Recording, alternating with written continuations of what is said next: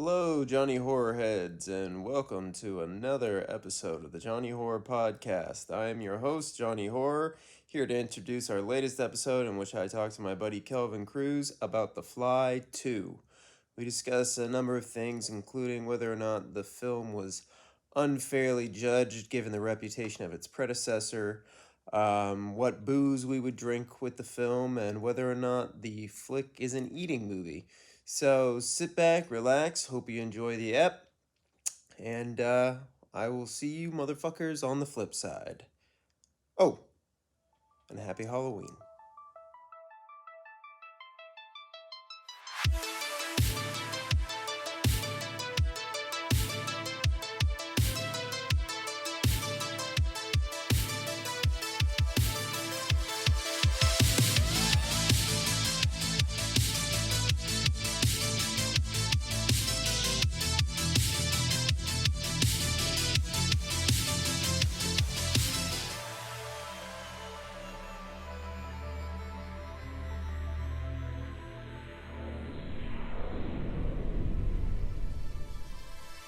Welcome back to the Johnny Horror Podcast. I am Johnny Horror, and with me tonight, very special guest, Kelvin Cruz.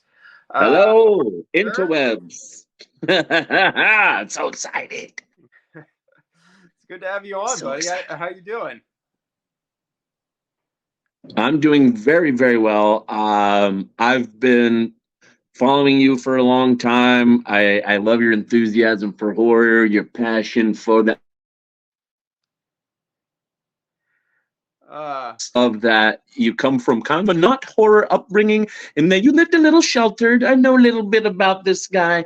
But the fact that you kind of fell into it at a later age, I myself did a little bit as well, and I'm sure we'll talk about that later. But so happy to be here. I love this film. I'm excited to talk about it with you, dude. Hell yeah, dude. Just thanks for being a fan of the show. It's great. Uh, Oh yeah, we have been Instagram buddies for a piping hot minute now, so it's always nice to be able to mm-hmm. kind of The Graham fam.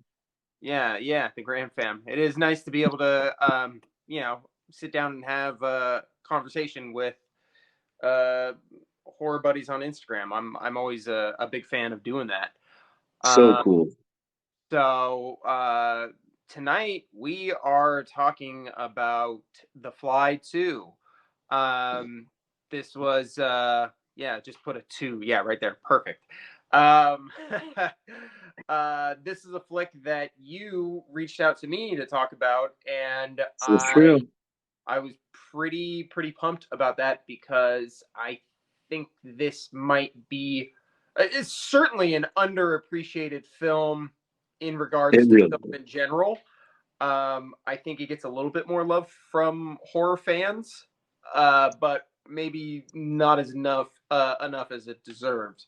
But before we jump into The Fly 2, I want to know a little bit about what got you into horror. Obviously, you and any of the 5 or 6 people that listen to this podcast, they all There's know. more than that.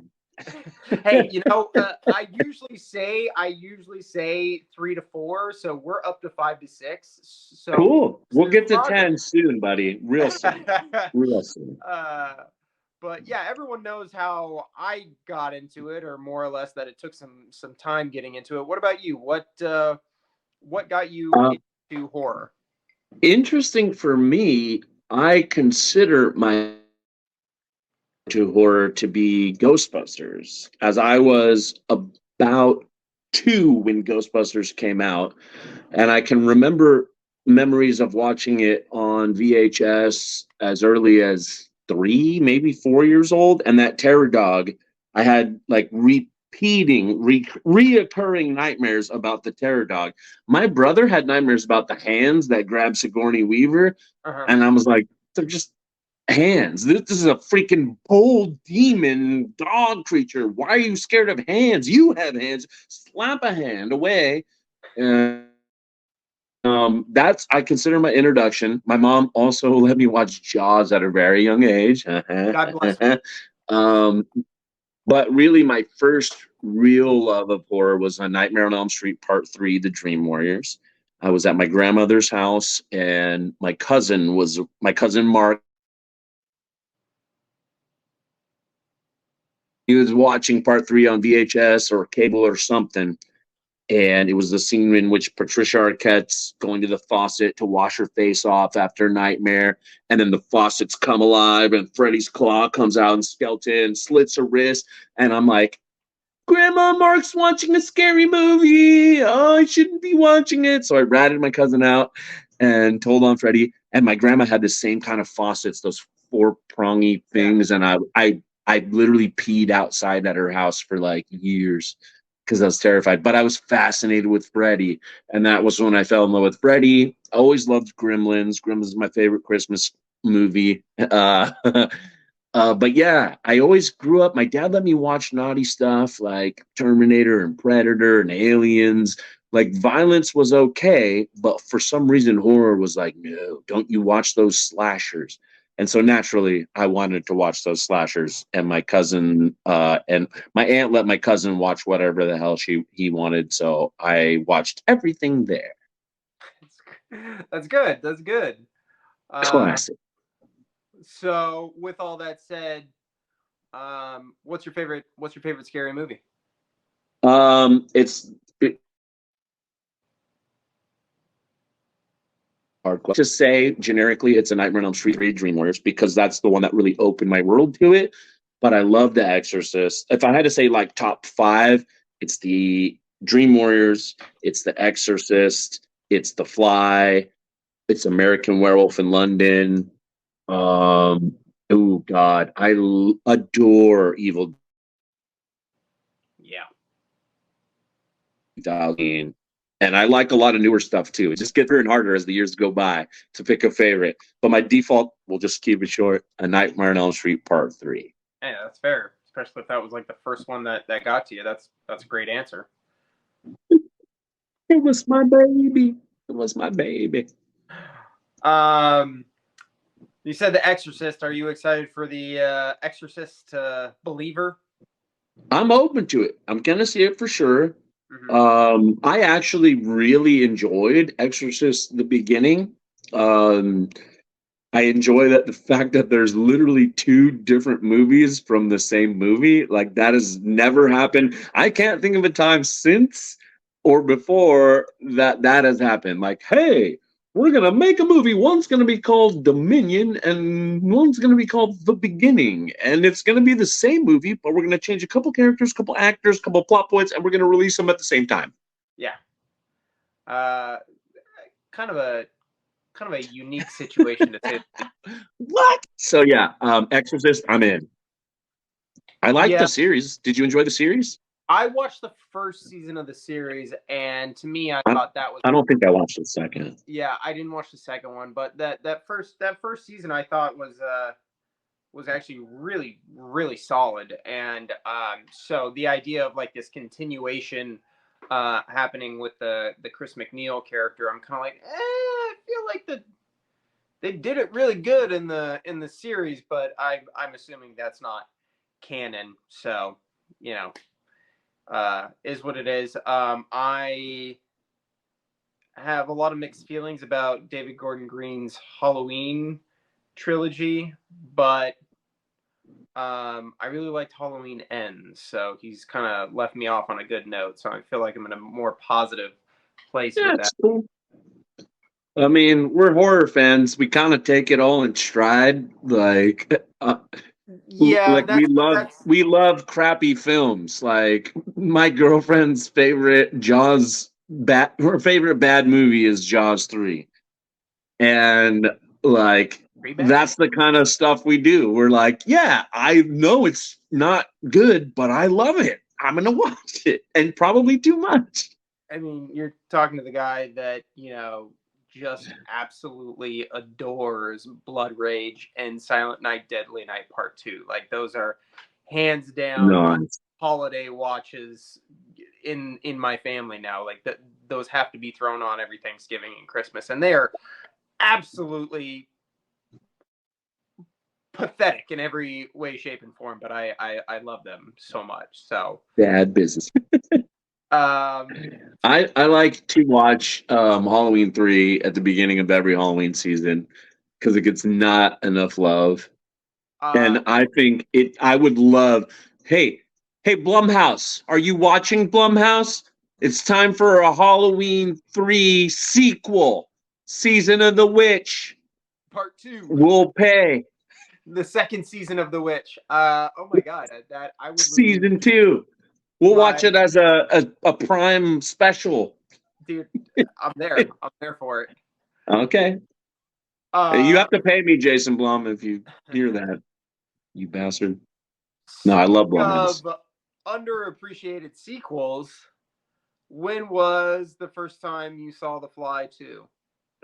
I remember the first time watching it was actually like a Fox. I think it was either a Saturday night movie. Like Fox used to do these movies, and of course, it's produced by Fox and Mel Brooks. So I know for a fact it was on Fox, and it was a late night watching. And I remember watching the original as a kid, like Love Jeff Goldblum. It was one of the movies my dad showed me that I shouldn't have been watching, a la Chucky. That movie's fucking terrifying for a child to watch. It's literally, it is. You asked me my favorite horror movie, but while it's hard to narrow it down to one, The Fly is absolutely 100% the original, not the original, but the David Cronenberg The Fly is in my top 3. And I cry every time I watch it because for me, it's a love story. And you know that the moment his ear falls off and Gina Davis hugs him and presses her face against his melted off ear. Yeah. If you can do that to somebody, you truly love them. And her terror and their actual chemistry was phenomenal. And I cry every time she blows that motherfucker's head off. Every time. So I got a couple of notes in regards to that. I did a movie list years and years ago of kind of like the top 5 greatest movie villain deaths, and you kind of went through breaking down different varieties of, you know, how they go out. And I talk about one of them was The Fly 2, and that I said this recently on a podcast that I don't think there's a more tragic ending for almost any character in all of fiction than you know, Seth Brundle in The Fly. Yeah. And what the Gina Davis character has to do is absolutely heart-wrenching. It is fucking like, and the movie just ends with her killing him. It just ends right there, and you're like, yep, ain't no closure. You're here. Here's your trauma. Boom, you're over. Yeah. And in regards David Cronenberg was like, "Hey, go digest that, motherfuckers." Yeah, and I mean, I mean, I'm not breaking any new ground here, but God, it's just such a gut-wrenching ending that you're like, dude, like they don't make them like that anymore, man. That's some hardcore shit. And really, in regards to what you were saying about it is a love story. It's a fucking tragedy. And the bit where like the ear falls off and she hugs him, like my wife, who I know just fucking loves the shit out of me, even in that scene goes, yeah, I don't think I could do that. I was like, yeah, I wouldn't want you to do that. I wouldn't want you to touch me. Like just the desperation and the fear, like that.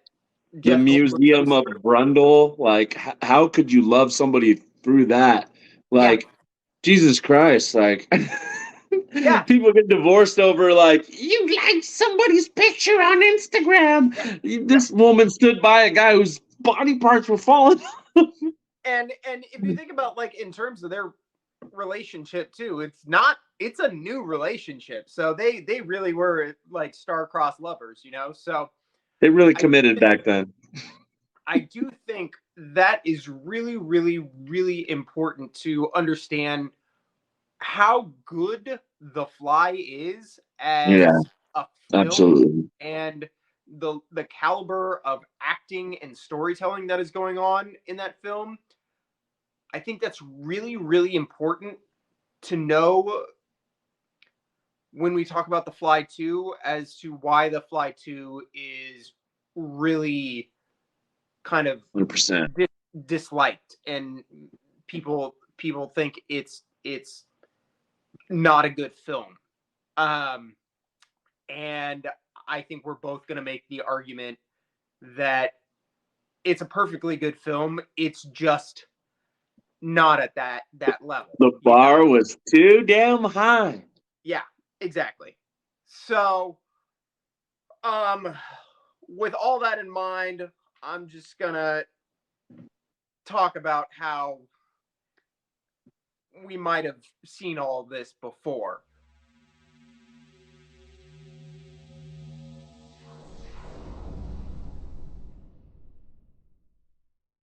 So, The Fly 2. In the film, a scientist decides that he needs to try and hop in a telepod and try and figure out how to get from point A to point B, and people get melted and bodies get mutilated and people fall in love, and it's fucking messy as fucking blah blah blah. You've seen it all before. So, before we dive into the nitty gritty, I am finding myself in need of a beverage. So before we go any further, we're going to swing by the bar and drop on in to Jony's Well.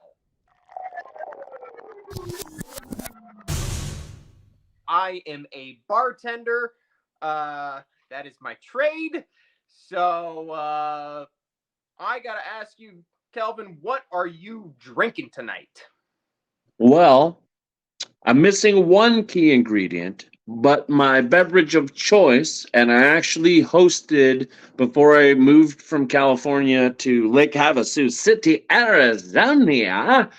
I had a fly party in which, I'm 41. A lot of my coworkers were You are younger. not 41, motherfucker. I am Fuck off. 41 That's years old, sir. good for you, pal. You do not look, God, you don't look a day over 34.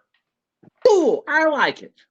So I held a party in which I hosted a horror movie viewing for my younger coworkers who know nothing about nothing, and my movie of choice was The Fly.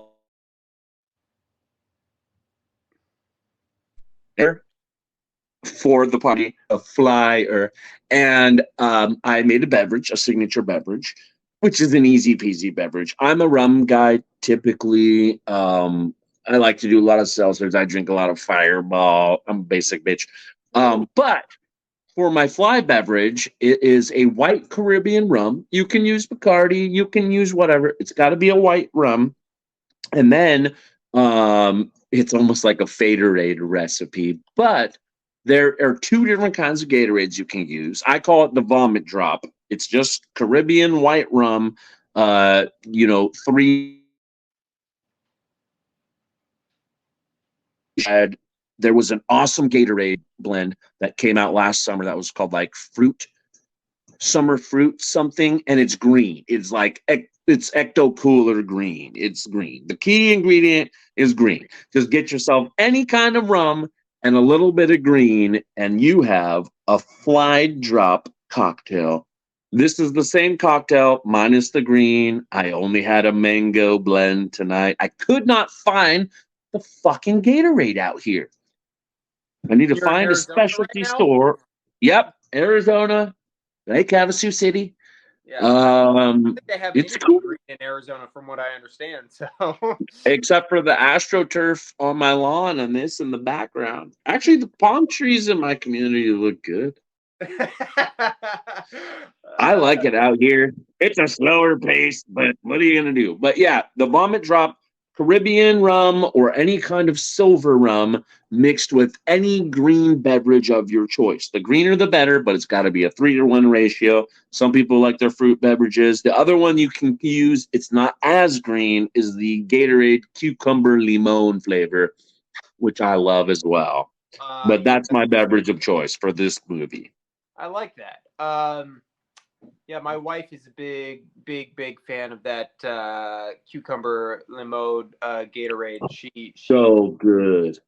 crafted her own cocktail, which would suit this this particular question. She does like a cucumber jalapeno tequila with spritz of lime, that Gatorade, and a tahini rim. So you get kind of like the red and the green kind of, nice little membrane quality to it at the top there. Yeah. I mean, that's probably better than what I had because I was just being a lazy ass when I was like, I'll just do a fucking Midori sour. Midori's green, and it's Midori sours are delicious. They're great. I mean, if you take sugar, but they're delicious.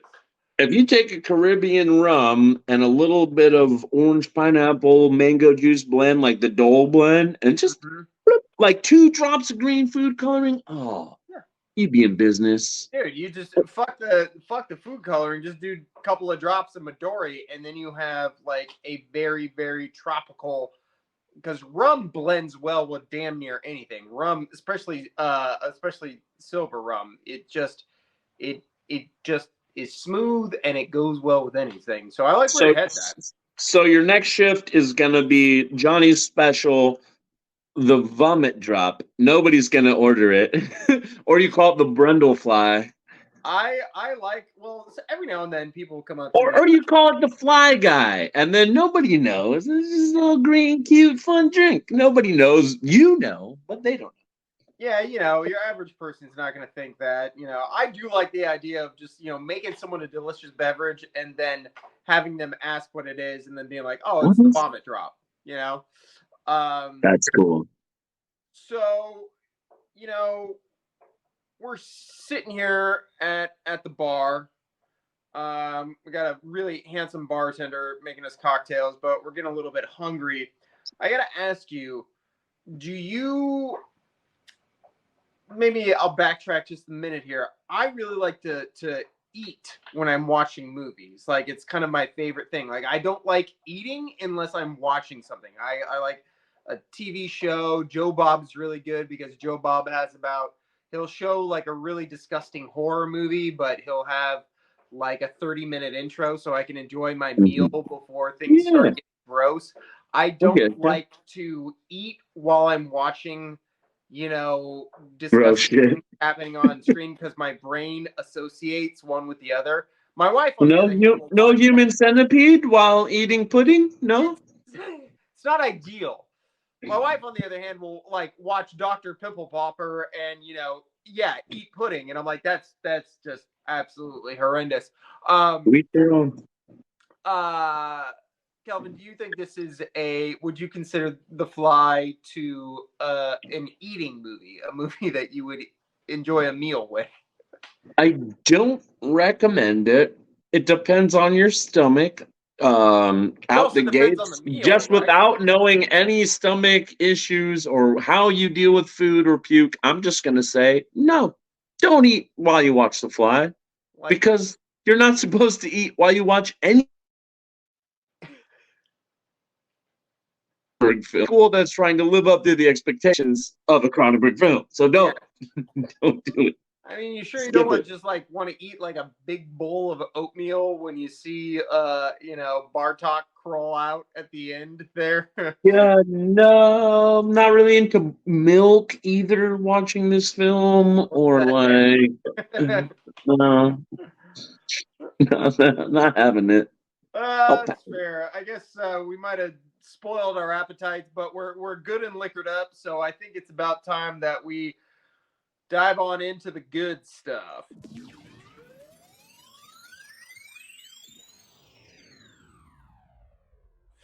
You mean dive into the plasma pool, so to speak. Yes, yes, yes. We must go into the plasma pool with my son. Yes, yes, yes. He's my son. I'm dead. I'm not here. I'm not here. I'm not in this film. I'm only in flashback.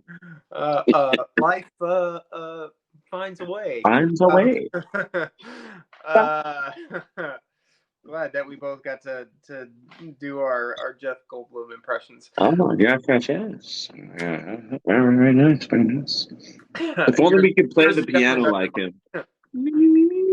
I'm trying to think. Have you done out of your deep fakes? Have you done a Jeff Goldblum one? I can't I did one long ago, and it was before like deepfake was like good. It remember. was when you were using like face swap, so you Yeah. like took a picture of them. So it's very like it's like Nintendo 64 Jeff Goldblum, and he's like, oh yes, that's right.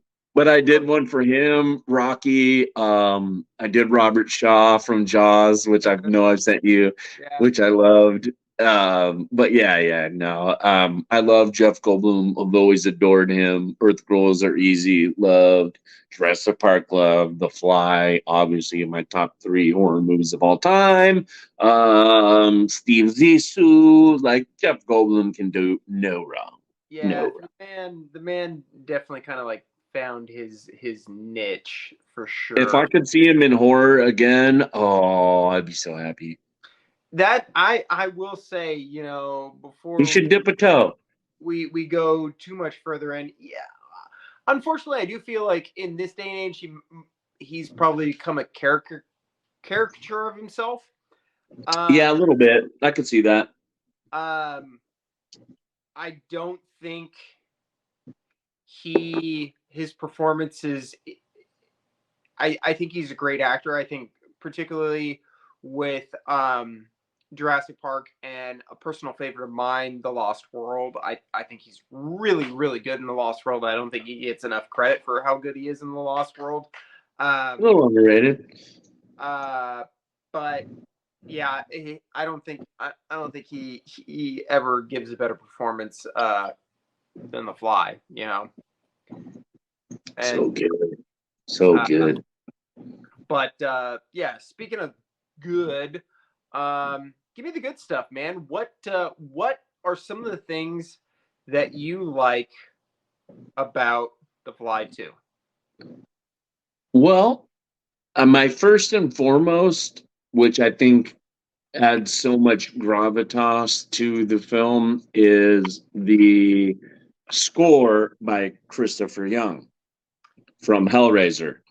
Like this haunting, underlooming like sense of darkness and sadness in the score, which kind of counteracts one of my shittier things later. But I love the score. I think it's beautiful. I love Christopher Young as a composer, Hellraiser, that music, everything he's done is just beautiful and haunting. And I love him as a composer. Of course, the effects are astounding. You have the director, Chris Wallace, who did the effects and won an Academy Award for the first film, doing double duty in a sense, because not only is he directing in this sequel, he is kind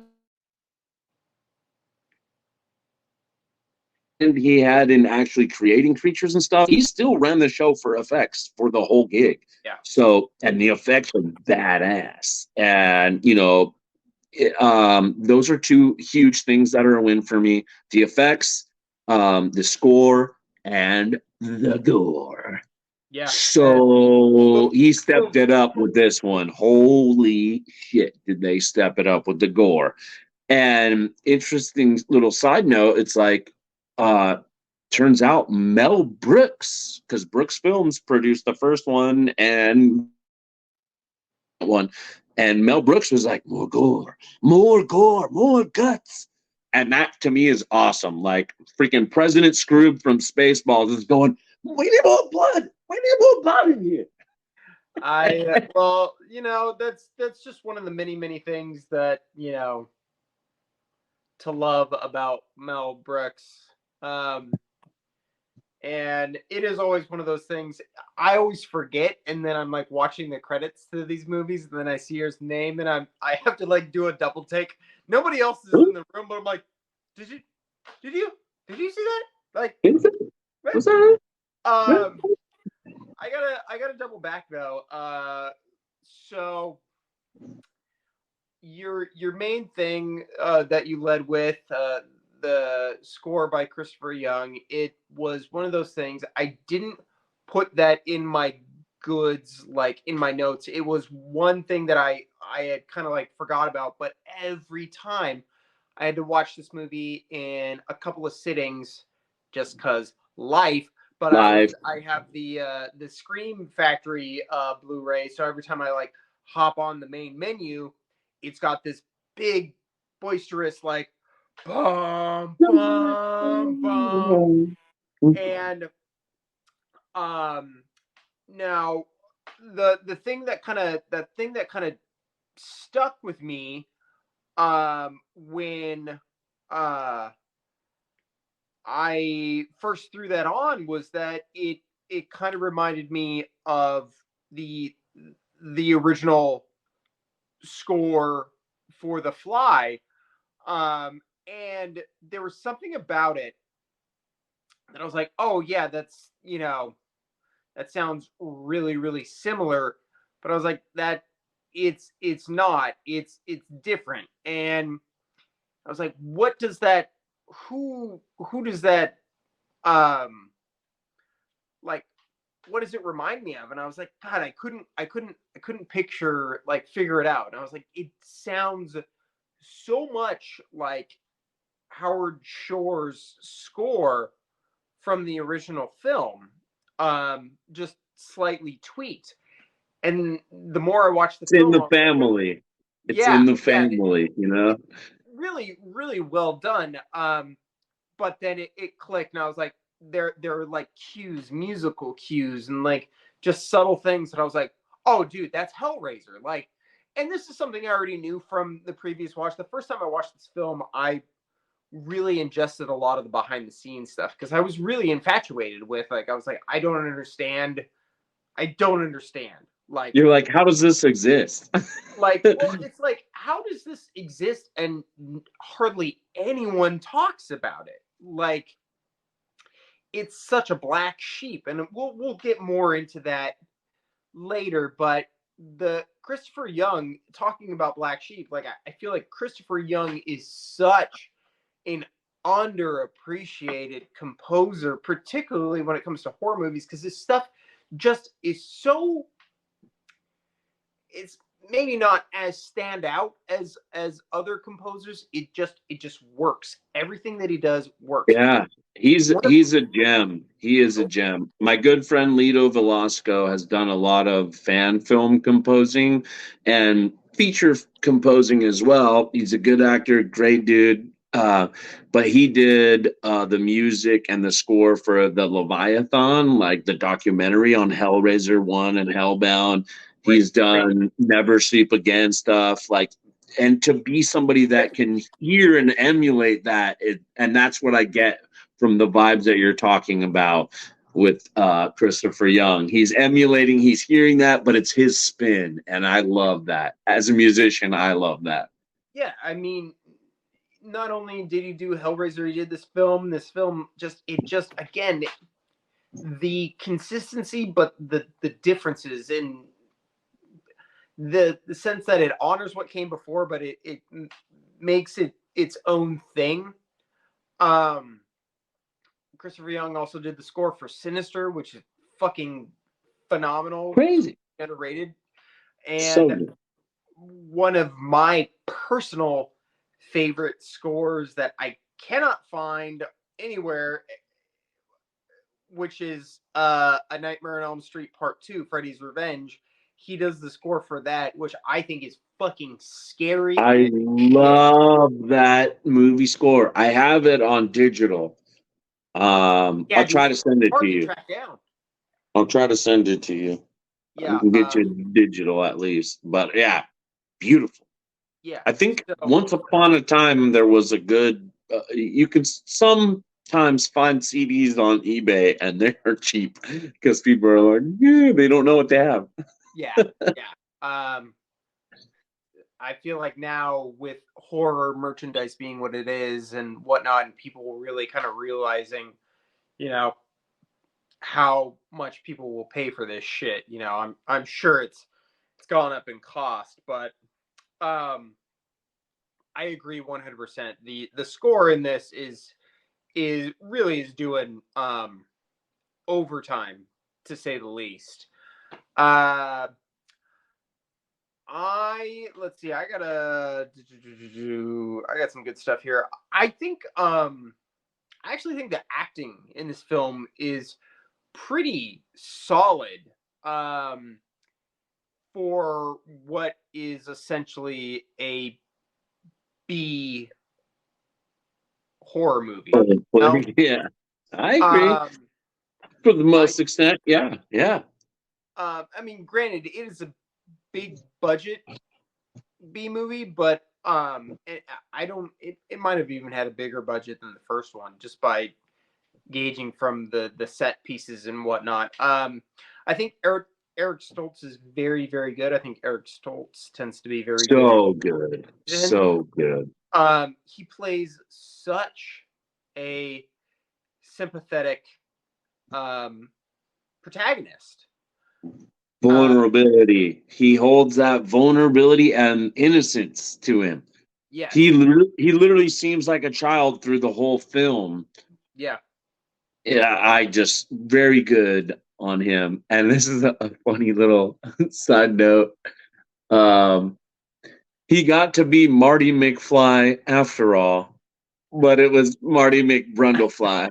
That hit me too, dude. Like it was like the whole movie. They're calling him Martin. They're calling him Martin. They're calling him Martin. And then at one point, somebody calls him Marty, and I had to do again. It was that double take. I was like, nobody else hear that? I was like, I had to double take. I was like, how many Scroby, years after Back to the Future? Scroby, the security guard Scroby. Yeah, Oh my God, that character was the biggest douche. And I thought when I saw that, I was like, wait, is he fucking with him as an actor even? Like, is he like, hey, Marty? Because you yeah. didn't get Marty. So he's like pushing his buttons to get a better take or reaction. Like, oh, I would love to find out if Scroby was actually like, yeah, I was. I hated that kid. I got such a kick out of that, and yeah, there is quite the irony. Unfortunately, I feel like this film probably also didn't do a lot to help Eric Stoltz's career. Uh, Yeah. Man. but I think he delivers a really good performance. I think him and Daphne. How does one say her last name? Zenga? I don't know. Zinga. Zenga?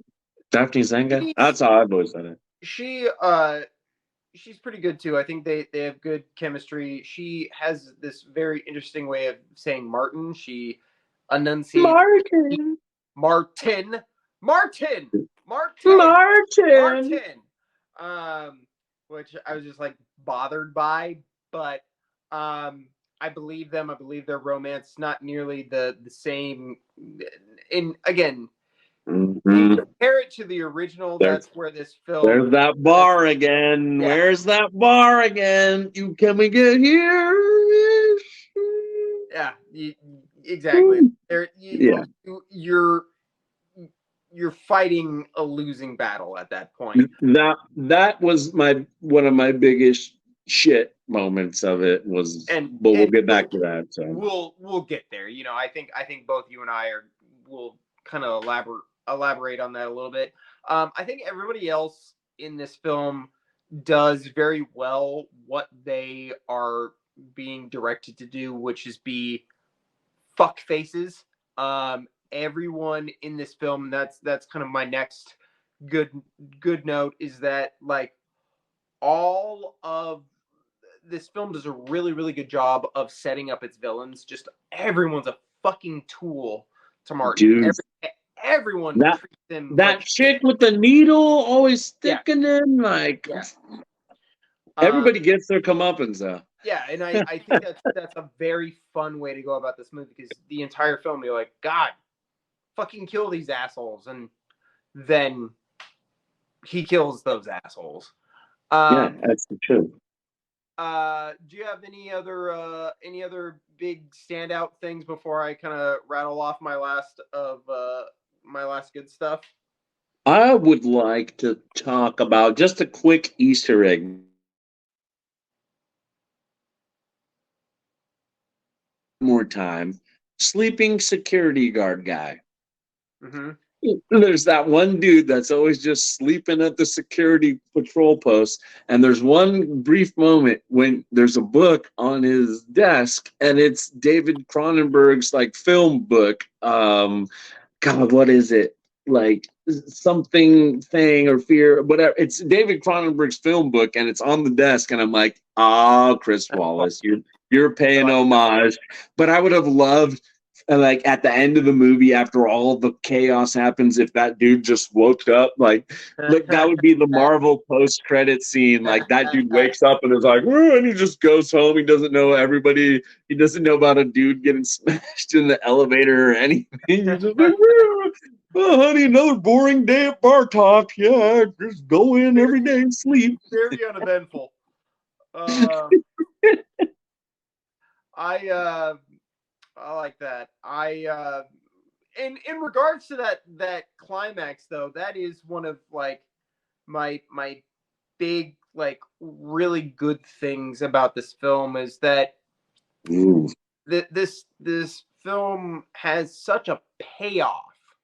Because I would argue that there might be a little bit of pacing issues in the early stages of the film. Yeah. But the ending where just everyone gets fucked, man. Everyone just gets absolutely obliterated. Slow clap moment for me. It just, yeah, absolutely. It just makes everything that came before it so worthwhile because you just get this gratification. Okay. Yeah. Yeah. I got I don't know when or at what point or when you want to address the elephant in the room, which we all know what it is. And we all know what even horror fans hate to see in horror. When do we talk about that? We're gonna talk about that in the shit. There you go. But just checking. Just not to bury the lead or anything. But in congruency with that, the very end of this film is it, while it does kind of leave you with this sick feeling in your stomach, there is kind of like a slight hooray, but also at the same time you're like, God, even that ending for that villain might be too much. Like I honestly don't know. There like Hitler, that's a good ending for Hitler, right? Yeah. Okay. But this guy, that awful human being, but I'm like, dude, that's fucking a rough. Also, they're like looking down, like studying him. I'm like, dude, just put the fuck out of his deck and like, yeah, nothing to learn. Kind of like that, boss. You guys should have gave me a raise, you prick. Like, who's paying them at this point? You're putting your boss in a pit, and who's now the new CEO? Like, oh no, we're keeping the boss down there. Yeah. And if you guys step out of line, that's gonna be you fucking dickheads. You're gonna keep working for free. Farm Talk Industries will put you into the pit. Yeah, I like. There's definitely a love-hate thing going on with me in that ending because I think it's just so fucked up, and as a horror fan, like I'm like, yeah, man, that's all right. They gave it to me. Fucked up. But at the same time, like, I'm like, as every time it ends, I'm just like, oh fuck, man, just kill the poor bat. Just fuck. But, well, to be honest, he did say that his dog died quick, and they made it as painless as possible for him. Did he? No, he kept him alive. Yeah, a long time, and so they made it as painless for him as possible. Yeah. Which conferred of him licking oatmeal out of a cup. Yeah. Ugh. And again, just kind of like side by side with that. Yeah. We'll round this out. The effects in this film are really, really fucking good. Like they are very good. When the bodies start dropping, like they fucking start popping, man. The shit is just explosive. The gore is just all over the place. It is a messy film. Of course, it had a lot to live up to. And to go, Chris Wallace took it to that Alien Queen level of The Fly, and I love that. Yeah. He said, "No, go bigger." Yeah. And the iridescent like blues and the colors that they use, like Brundlefly was all brown and kind of mucky and humanoidy looking still, but this was like you are more insect than man, and it was fucking terrifying. Yeah, how do you feel about the design of the Fly in this one? It's much more, I would say, kind of like 1950s nuclear monster-esque, right? Sure. Yeah, very mutant This Island Earth-esque vibes coming from this guy.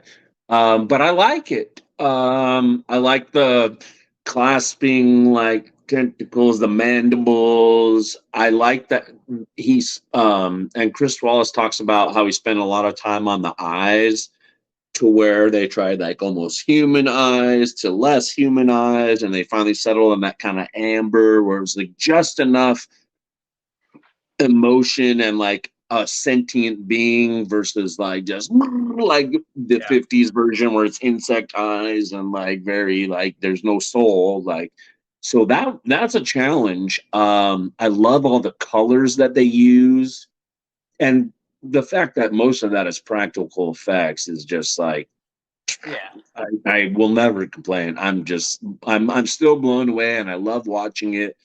And I like the way the legs and the backward walking like that. It's almost like that bipedal werewolf thing. I love that, and I will never not be entertained by that. No way. I'm a 100% fan. I think he made the right choice to go bigger and weirder and more insecty. And I wish more people were on board or knew about it. Yeah, I agree. I'm right there with you. Well, I think that's going to about do it for the good stuff. So now it's probably time to talk about the shit.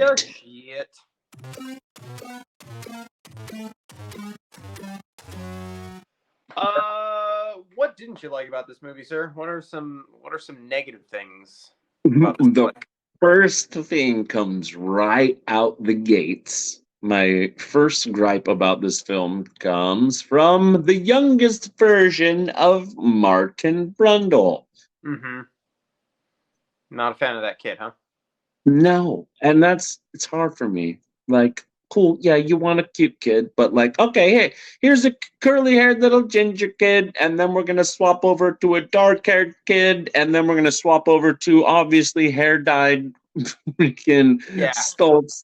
And it was just like, and what purpose did it serve? And why was he picked? And even Chris Wallace in like the behind the scenes comments on like, this kid was very difficult and it was almost impossible to get him to focus for like 10 seconds.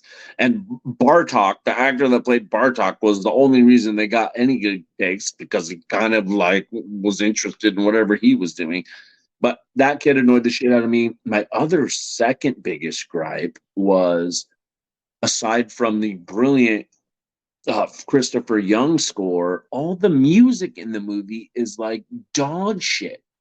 It's like country, like 80s, like late 80s, early 90s country songs by nobody artists. It's like the music director was like, my brother Jimbo has a country band. Can we put a couple of their songs in the soundtrack? And they were like, yeah, sure. And it just feels out of place. Like the whole romantic montage. Yeah, that was a big thing that stuck out to me. I was like, what is this fucking music that they're playing? Yeah, like You could have thrown any music from the, like, if you could have got one good pop song and put that in that scene, it made people feel good because just the fact that they knew that song and that song already made them feel good, they might have been like, oh yeah, they're in love because that song makes me feel like I'm in love. But instead they just threw honky tonk generic background song. Also, what is up with the fucking fishing references? Like, okay, I get it, we're watching The Fly, but there's all this fly fishing shit, and she lives on a houseboat, and it was all this like, what, why, who? So I think somebody had a cousin or a brother or uncle or sister that was in a country band, and they tried to talk to the producer and squeeze it on in there, and then somebody else on the production crew really liked fishing, was like, we should work some fly fishing references in because it's the Fly too, and we like fly fishing. And that's two major gripes. Other than that, I miss the chemistry between Gina Davis and Jeff Goldblum for sure. But like you said, it's high expectations, and that's a lot to go. Daphne Zanga, I think, carried it as far as romantic chemistry, and the sex scene is very obvious of that as well.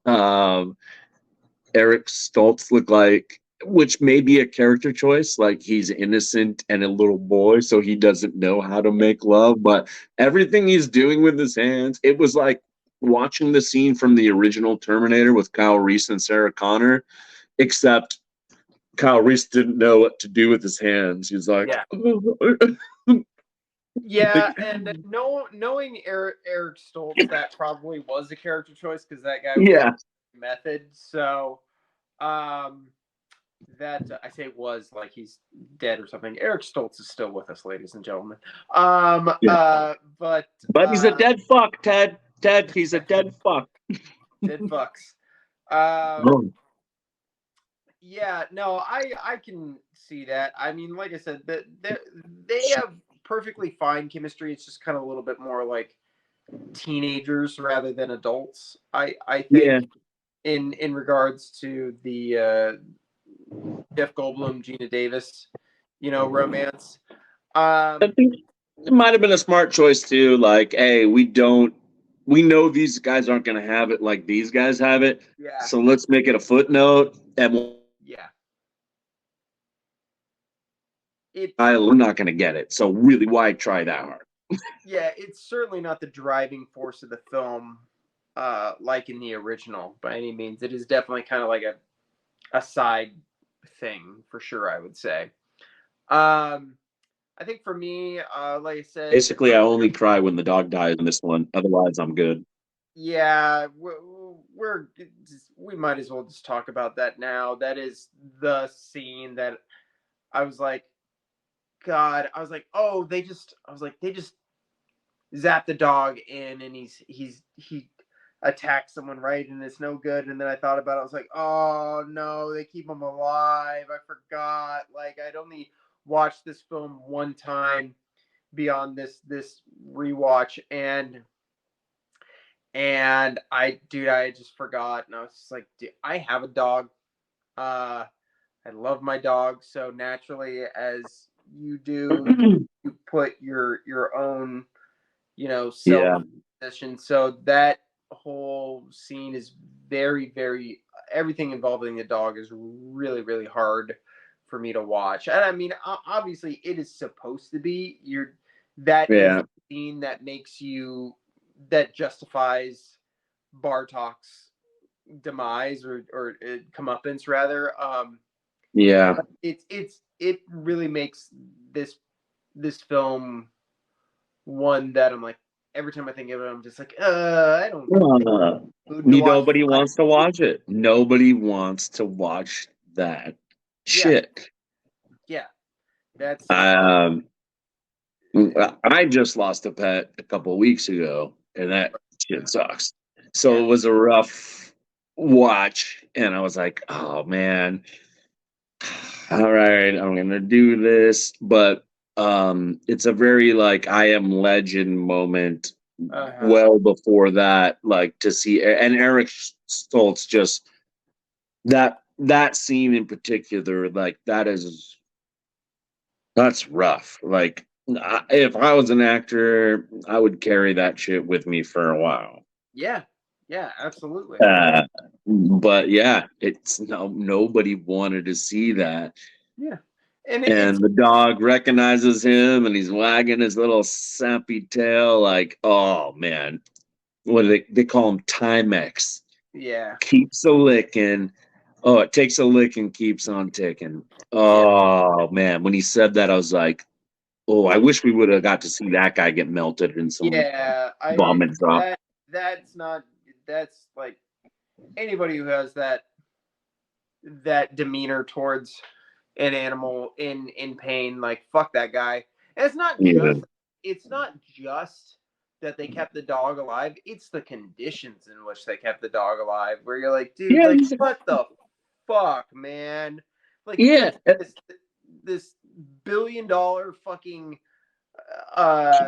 like warehouse, system thing with all these different levels, and you couldn't just make that animal comfortable. Yeah. Like, what can you help this guy? Like, hey, is it too much for a dog bed? You fucking pieces of shit. Your whole facility looks like top-notch, state-of-the-art everything, which, by the way, that set and that fucking facility, the Bartok facility, that, like, rivals, like, the shit in, like, RoboCop. Like, this very futuristic, dope set, huge soundstage. I guess it was filmed on a barn or some shit.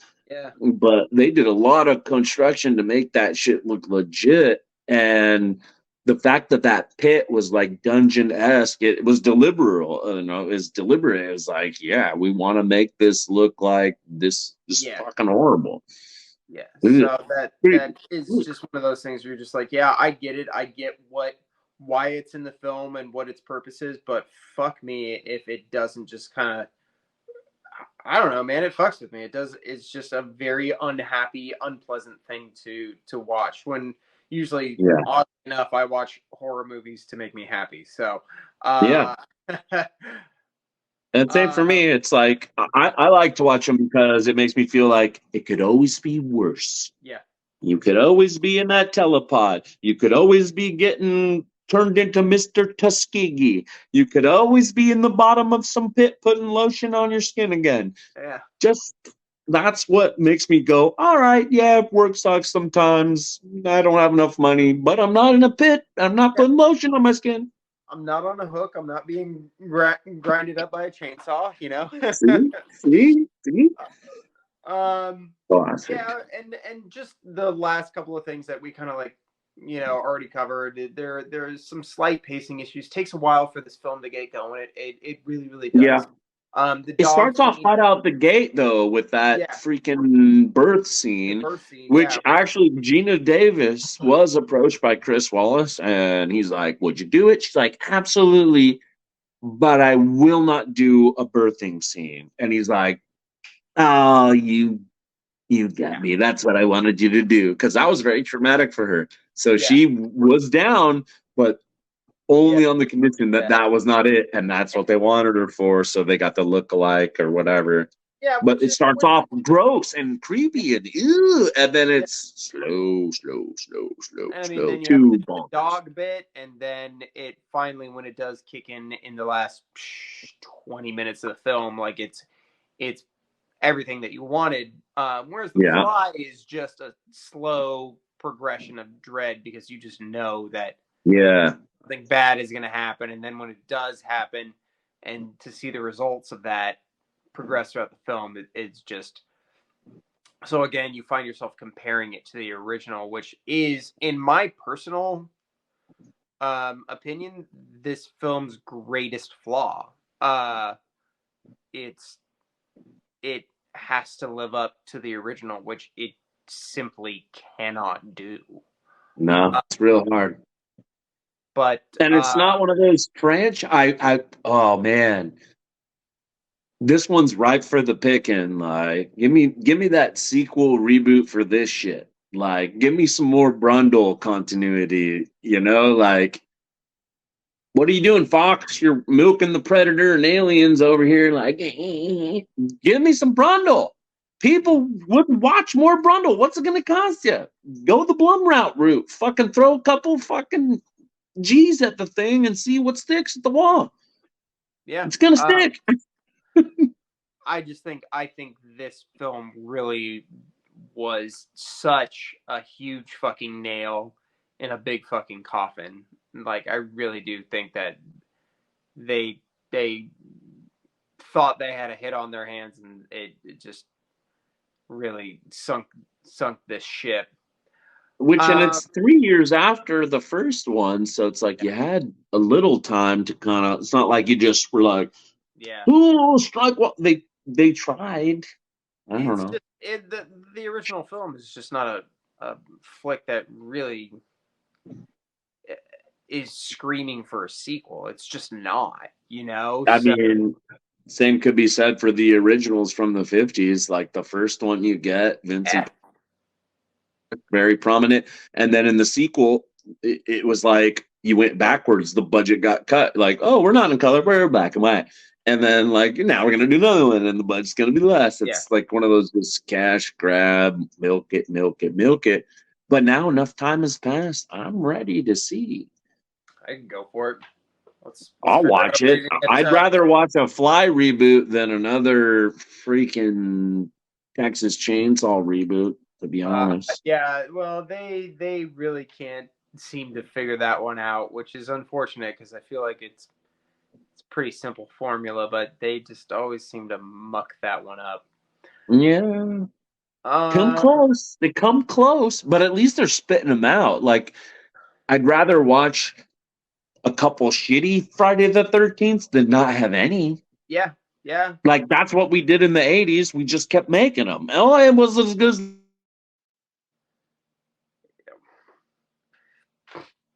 Like, just give me them. Just keep going until no one wants them, and then stop and do something else. Don't keep going back.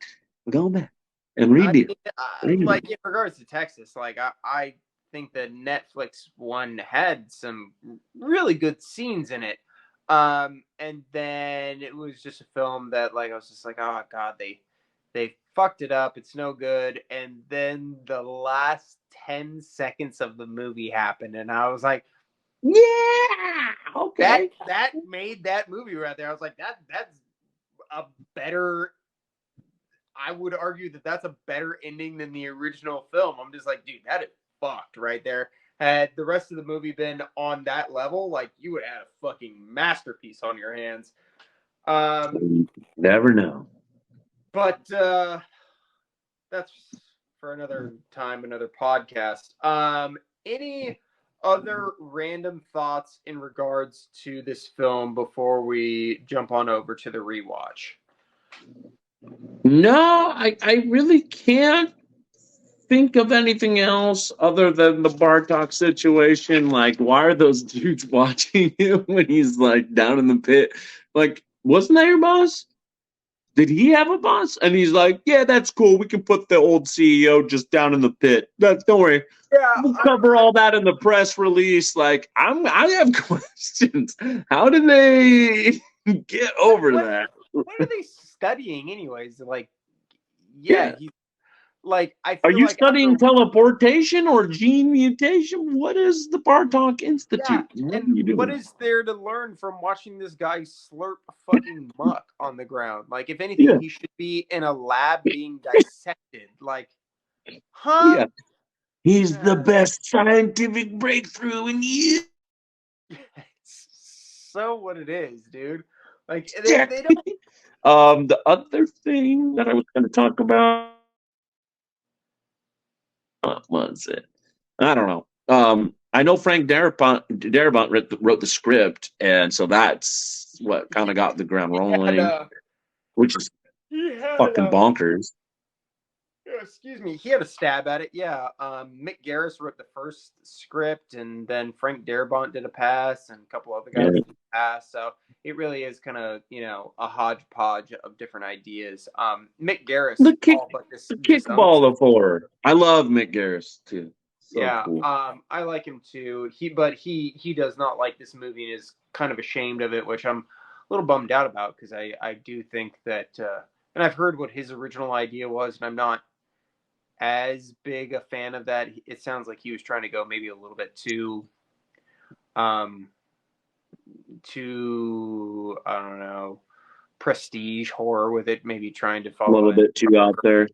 He would have been great in this day and age with the woke horror, but back then they were like, no. Yeah, I think what they really wanted to do was, a fucking Follow the formula, carbon copy, more slashers, more stabbings. Yeah, a lot more gore. All right, well, that'll kind of wrap up.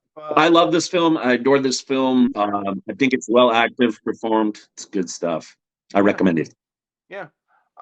Kids need to watch it. So let's jump on over to our next section. Go ahead and give me that rewatch.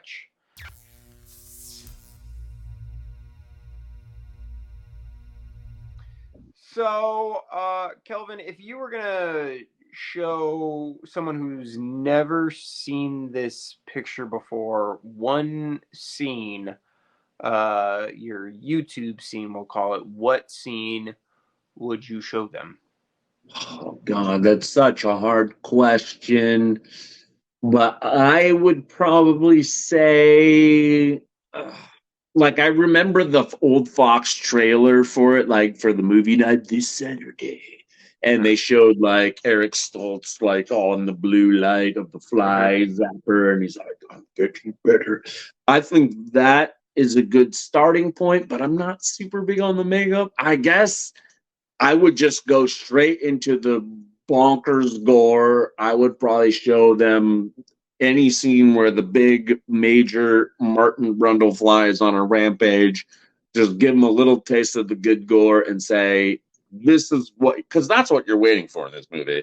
You're not going into it wanting to watch Martin be all sappy and the romance. Like, you're coming for the Fly 2. You saw the effects in the Fly 1. You're hoping it rings close. So I'd lead out the gates with full-blown Martin Brundle fly, vomit dropping, grabbing dudes, elevator smashing, like whatever quick smash 'em up slasher thing. That's what I would lead into to watch this if I wanted to sell it. Because if you've sat with me that long, you know why you're here. Here's what I'm showing you this. It's not for this, but it's for this. I agree. My pick for this scene was the actual scene that made me want to watch this movie because I saw it posted on the internet so many times on Instagram, which was the face melt. I just saw so good. I just saw that posted on Instagram so many times on different accounts. I was like, dude, what is that? Looks like it'd be worth the price of admission. So yeah, I love that. It's very Poltergeist-esque as well. It's like if my face is sprayed with acid and melting off, I guarantee you the first thing I'm not gonna do is go and peel the rest of my face off. But that's exactly what you get, and that is a perfect scene to say, hey, watch this movie because you're gonna see more shit like this. Just show them that clip, and then you're either in or you're out based on that clip. Yeah, if you can handle that, the rest is mild, tame. So, right alongside that, what would you say is your favorite scene in this movie? Oh gosh, I really enjoy the moment when Martin breaks through that glass and they shoot that little dummy giant fly thing out that glass. It makes me think of the original, like his father jumping through that glass and kind of breaking down. It was like that's a good like trailer almost esque moment. But I really enjoy when he breaks through and he's like, oh, they think they got him. And he's like, nah, bitch, you ain't got me. And then the elevator Scene is so good. Elevator kill is so good. Like, and the fact that they sent that to the ratings board and were like, no, it's too, you can't do that. And all they did was just add more time between the smash and the effect. So like they didn't cut any of the gore, but they did like the Austin Powers route where like that dude's on the forklift, like, no, like, okay, cool. Like if that was real life and if you just added more time to somebody like, no, and then you still showed them get smashed to oblivion, you still showed a graphic death. Like this doesn't make it better. So that moment for sure. It is one of those bits where I'm like, oh yeah, here comes the head. Here comes the head. And I'm like, sitting there, still sitting there. That guy had time to get out of that situation about 3 different times. He's still sitting there. But it doesn't take away from it. It's such a good kill still. I love it. It's one of those wonderful like 80s death scenes where you're like, oh, don't let me lay my head right here in the perfect one of the elder. No, just enough time to get smushed. I think honestly, I think my personal favorite scene that I really liked it the first time I watched it, and I really, really liked it this time around because, like, again, I've only seen this movie one time. I saw it for the first time last year and like was quite taken with it, but I hadn't put it on since. The scene in the motel room, I actually really like that scene. I kind of get what you're saying as far as the makeup and whatnot, but I like that it's just so dimly lit, and there's something very eerie about it. Like up to this point, we've seen Martin only be a hero. Where with Seth, you could see bits of him kind of fighting, going back and forth, and it very much reminds me, and I'm sure that was absolutely what was in their brain, of the insect politics speech. From the first. There's just something very, very sinister and foreboding about that scene because you know that Martin's. I do like that scene. And he does kind of turn into this monster. Unlike Seth, he is eventually saved, but upon first watch, like, you don't know, you assume that this guy's gonna essentially become a villain and not just hurt bad guys, but hurt good guys too. So I really do like that scene. I think it's a great precursor to all the violence that is to come, and it's just creepy to me. I really like that bit.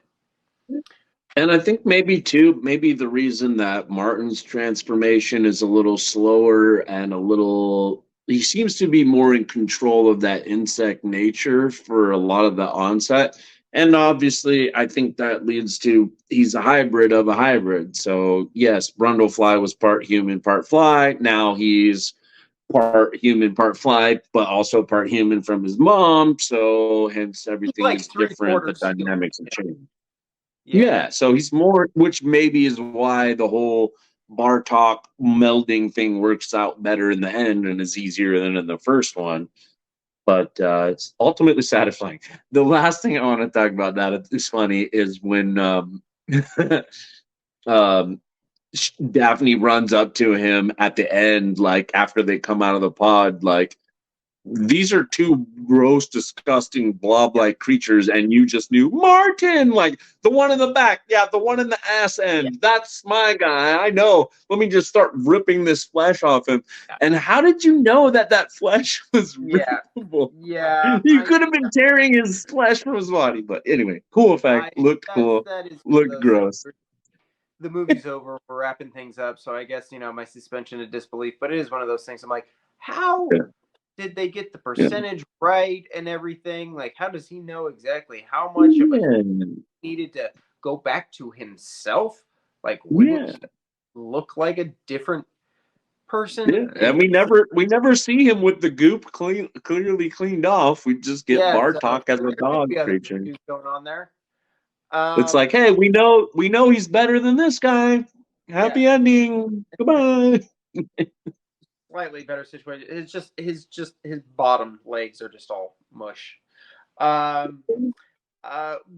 out of 10? What would you rate this as far as rewatch value? The ability to go back and throw this on at any given point in time. Out of 10. It's as much as I love it, it's pretty low. I think Being Kind is a 3. Yeah. I rewatch it a lot, but a lot in comparison to what I actually watch a lot. Like, one year I kept track of how many times I watched the Nightmare on Elm Street films just for fun's sake. Like, oh yeah, it's a comfort film. How many times did I throw it on this year? And the numbers were like astronomical. Like, even Never Sleep Again, the Nightmare on Elm Street documentary, which is like six Great hours document. plus long. I watched that thing like 30 times one year. Jesus Christ. So I'm a little bit different when it comes to rewatchers.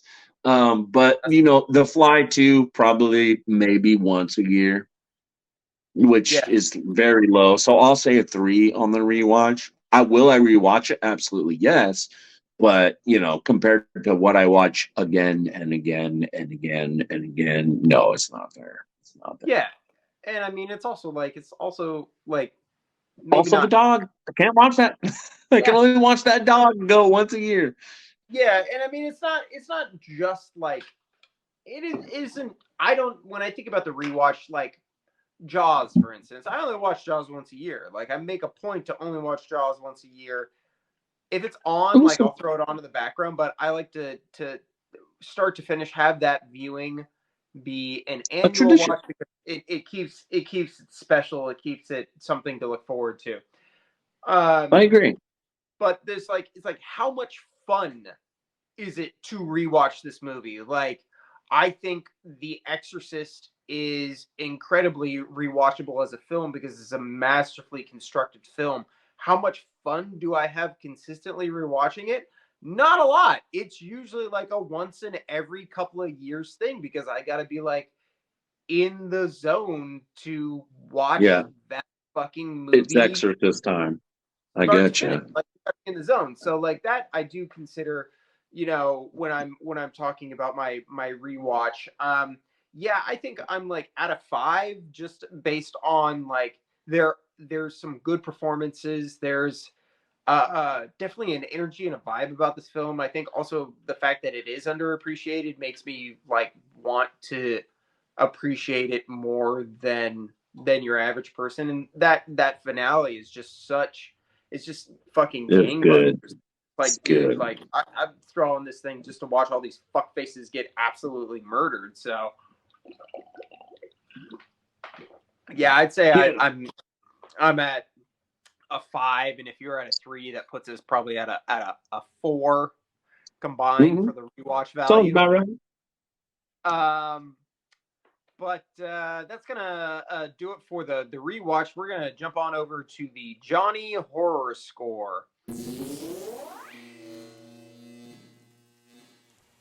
So, if you will permit me a brief moment here, I'm just going to read a little bit about how this film was Please received do.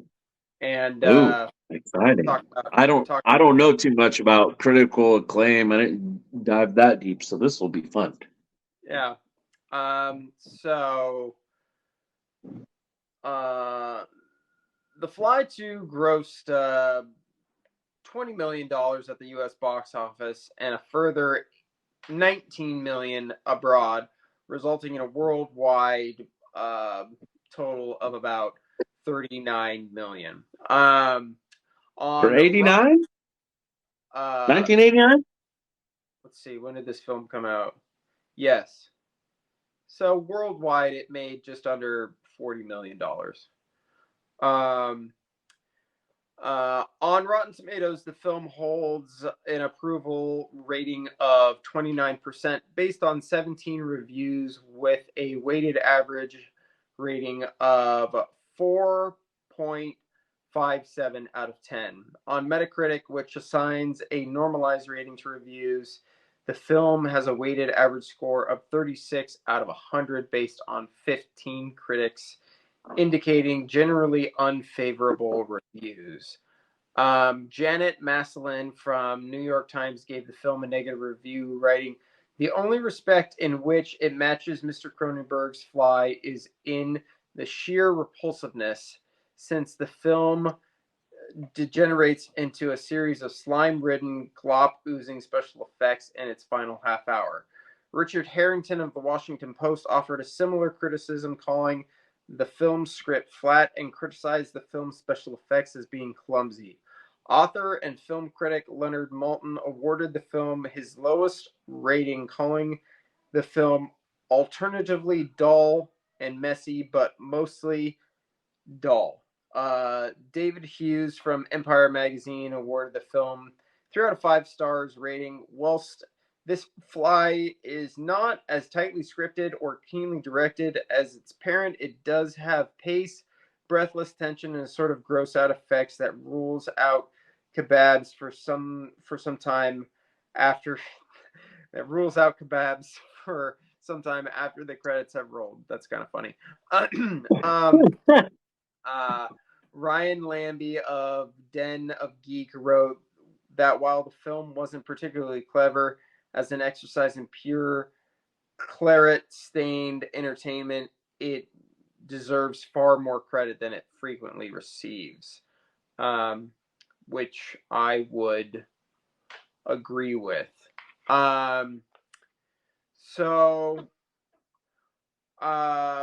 Basically, here at this stage in the game, I just want to talk about our final thoughts and rankings for this film. Why don't you tell me overall how you feel about this picture? As a film and as a fan of the original and believing it does keep with the spirit and it is made within the family of the Fly, a la the cast and crew and people that were still involved, producing wise, directing wise. It's above the 5 range out of a scale of 1 to 10. I think 6 or 7 as a film for me. Like, that might sound high, but we'll justify it as a horror film and as a film for me. Like, I give it a good solid high 6. I think it's enjoyable. It is gross. It's not for everybody. It does have some pacing issues and some cast chemistry issues, in my opinion. But overall, if you like the original and you've never seen this, watch it. You are going to be grossed out. You're going to be horrified. Will it impact you as much as the first? Maybe not. But if you haven't seen it, you're still missing out. Yeah, I think I'm going to echo all those thoughts. I think it's, like I said before, its biggest flaw is being a sequel to what is probably in the top 10, if not top 5 greatest horror films of all time. I think that it is aiming to try and be a B movie, which it absolutely is, but people were going in expecting a highbrow film, much like the first, with a lot more on its mind. This film is pure entertainment, and in that regard, I think it succeeds. I love the effects. I really like Eric Stoltz. I think he's a very good. Underrated actor. Very good.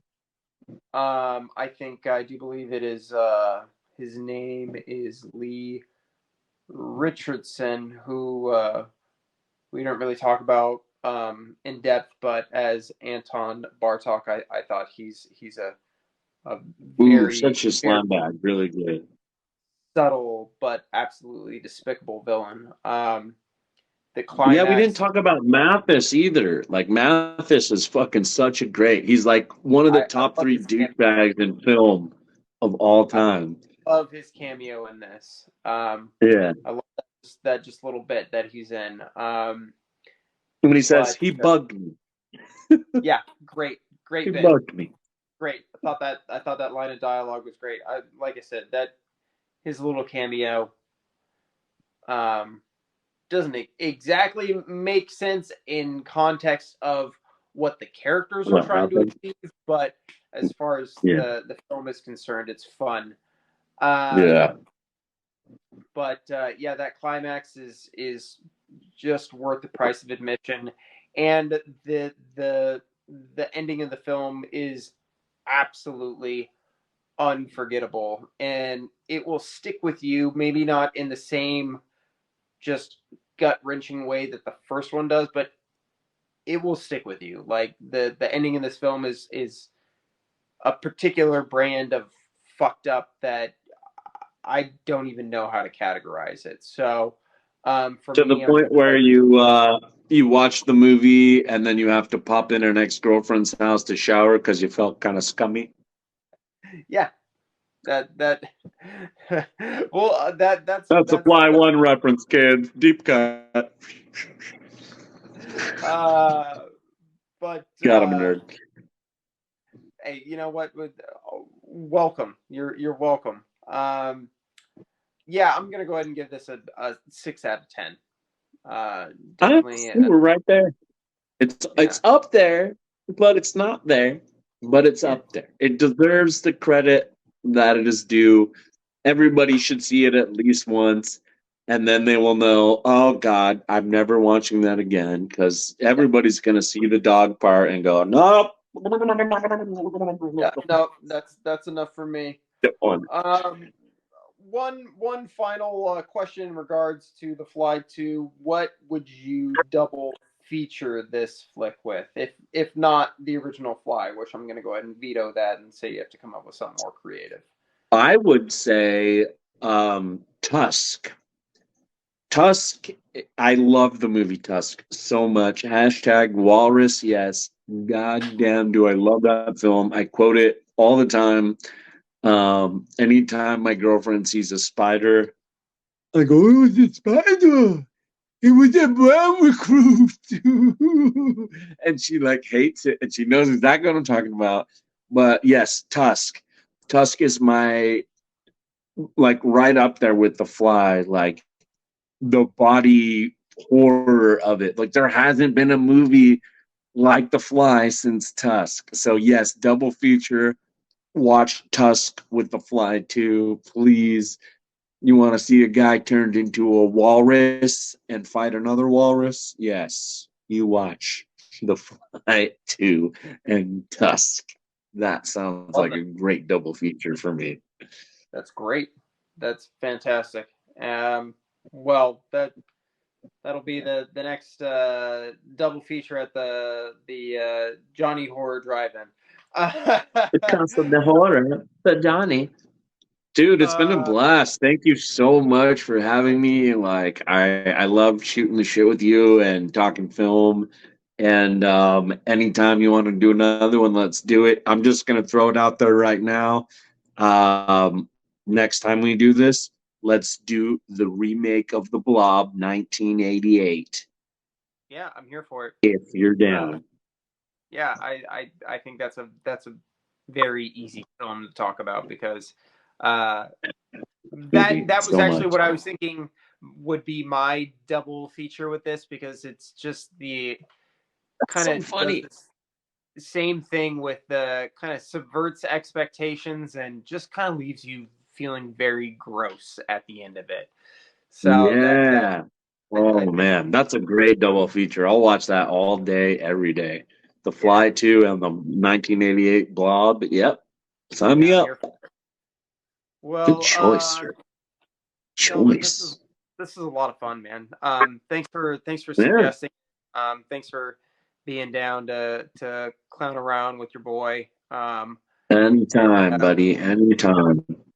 we will absolutely do this again really, really soon.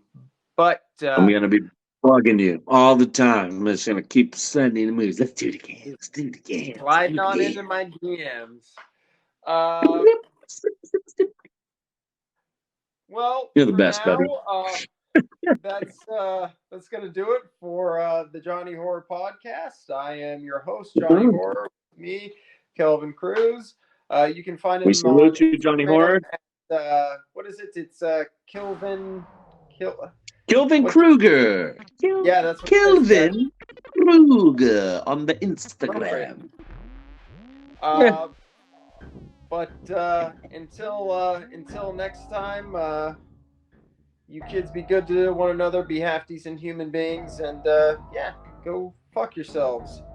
Be excellent to each other and enjoy your vomit drops. Adios, That's right. muchachos. Peace.